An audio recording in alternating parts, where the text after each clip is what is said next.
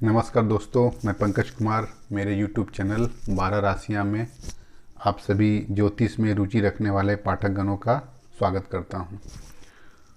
दोस्तों, हम लोग डिस्कस कर रहे हैं कारक और मारक विचार। इससे संबंधित मैंने 2 वीडियो पहले ही अपलोड किया है, कृपया कर आप उसे देखें। तो इसी से संबंधित मैं आगे चर्चा कर रहा हूं। तो पहले हम लोगों ने house number 1, house number 4, house number 7 के बारे में चर्चा किया। आज हम लोग हाउस नंबर 10 के बारे में चर्चा करेंगे। तो दोस्तों, मेष लग्न में शनि एक केंद्र का स्वामी है और त्रिशायपति भी है। 3, 6, 11 2 भावों का स्वामी है। तो शनि चूंकि केंद्र का स्वामी के होने के वजह से वह अपना क्रूर स्वभाव छोड़ देगा और शुभ फल देने लगेगा।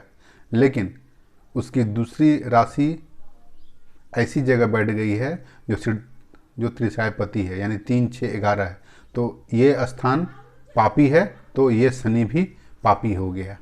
ठीक है। अब वृष लग्न की कुंडली में बात करें, 10वें भाव में शनि है।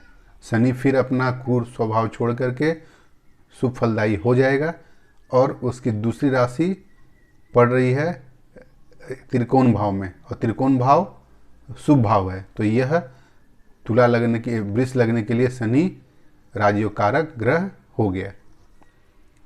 मिथुन लग्न में, ठीक है, मिथुन लग्न में शनि 6ठे भाव का स्वामी है और 9वें भाव का स्वामी है। ठीक है। तो यहाँ शनि को दूसरी राशि 6ठे भाव में पड़ने से शनि दोषी भी हो जा रहा है। ठीक है। लेकिन उसकी दूसरी राशि मूल त्रिकोण राशि में पड़ रही है, तो इससे शनि यहाँ शुभ फलदायी हो गया।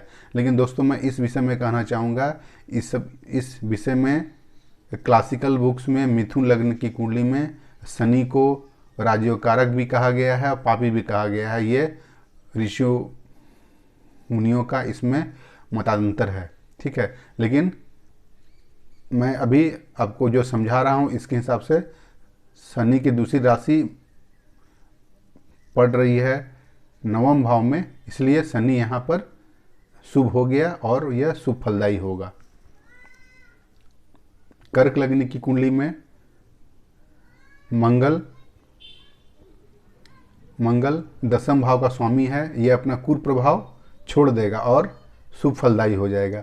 तो इसकी दूसरी राशि 5वें भाव में पड़ती है, तो 5वां भाव शुभ भाव है, तो शनि शुभ और योग कारक ग्रह हो जाएगा। सिंह लग्न की कुंडली में शुक्र 10वें भाव का स्वामी है और ठीक है, 10वें भाव का स्वामी है, तो वह शुभ फल खो देता है, शुभ फल खो देगा। अब मुझे ये देखनी है उसकी दूसरी राशि कहाँ पड़ रही है।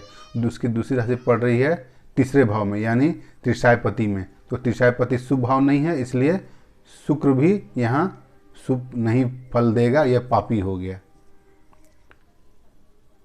कन्या लग्न की कुंडली में 10वें भाव का स्वामी बुध है। बुध चूंकि लग्नेश भी है, तो यहाँ पे कन्या लग्न की कुंडली के लिए बुध राजयोग कारक भी हो गया और लग्नेश हमेशा शुभ ही फल देता है, इसलिए बुध शुभ ही फल देगा। तुला लग्न की कुंडली में चंद्र 10वें भाव का स्वामी है और यहाँ शुभ ग्रह क्या करता है, शुभ ग्रह अपना शुभत्व खो देता है। ठीक है। लेकिन यह शुभत्व खो कर भी चंद्र को केंद्राधिपति दोष कम लगता है। ठीक है। तो कम लगता है, तो यहाँ चंद्र दोषी होगा, किंतु अल्प दोषी होगा, क्योंकि चंद्र को सबसे कम दोष लगता है। वृश्चिक लग्न की कुंडली में सूर्य 10वें भाव का स्वामी है, ठीक है, और क्रूर क्या कहते हैं, क्रूर केंद्रेश है। तो जो भी क्रूर केंद्रेश होते हैं वो अपना अशुभ प्रभाव छोड़ देते हैं, अशुभ फलदायी हो जाते हैं। तो यहाँ पर सूर्य यहाँ पर शुभ फलदायी हो गया।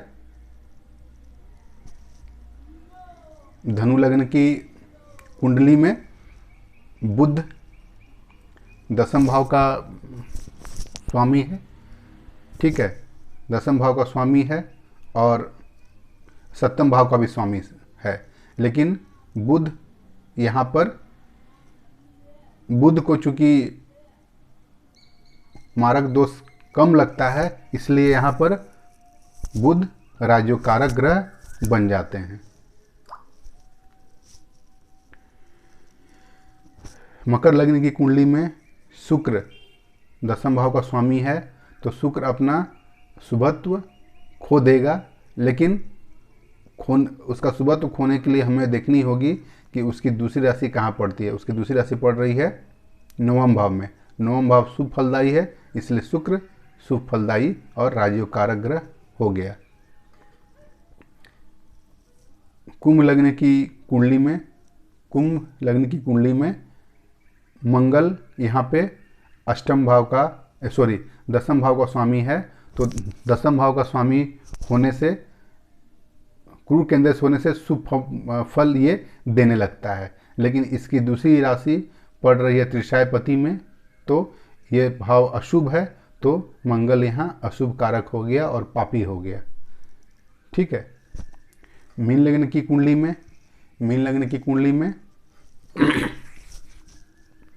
धनु 10वें भाव का स्वामी है और उसकी दूसरी राशि लग्न पे पड़ रही है।